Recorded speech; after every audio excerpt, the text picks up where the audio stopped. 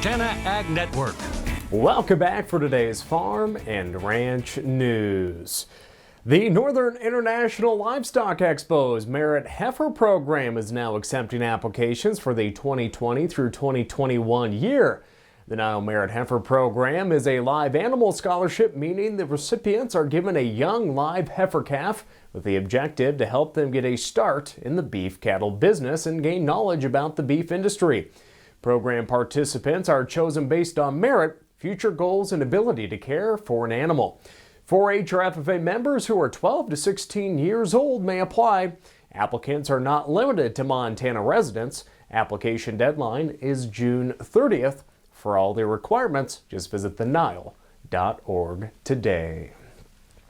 In other headlines, USDA just this week reported that the national winter wheat crop is making nice progress here in the early part of June.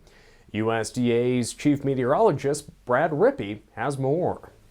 Now, 77% of the winter wheat headed by the end of May, just slightly behind the 5-year average of 81%, but ahead of last year's 73%. The only one of the 18 major production states not reporting any heading yet at this point is Montana. That comes as no surprise to producers here in Montana, as just 30% of the winter wheat crop has booted. In the south, 3% of the winter wheat crop has been harvested, but weather concerns are still on the top of producers' minds. We are continuing to see some problems with drought and the after effects of freeze damage in some areas, particularly across the central and southern Great Plains. Overall, 51% of the crop is rated good to excellent. 19% is very poor to poor. Here in Montana, winter wheat conditions have been rated at 80% good to excellent.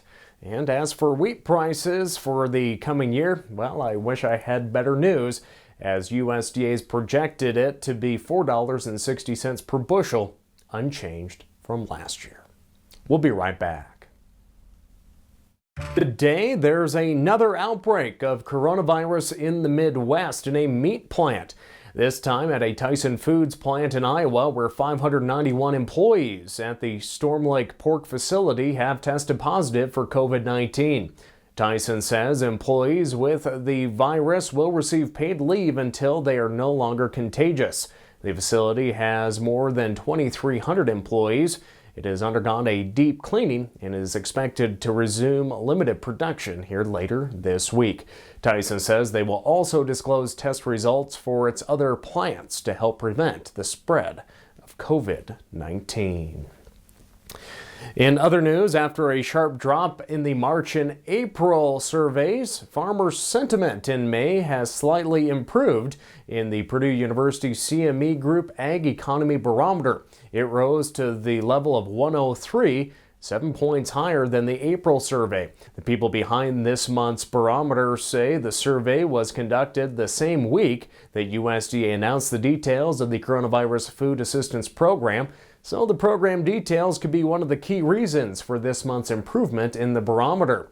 The survey also found that there's even more evidence that farmers are concerned about finances, as 2/3 of the respondents indicated they think it will be necessary for Congress to pass another bill to provide more economic assistance to the nation's farmers and ranchers.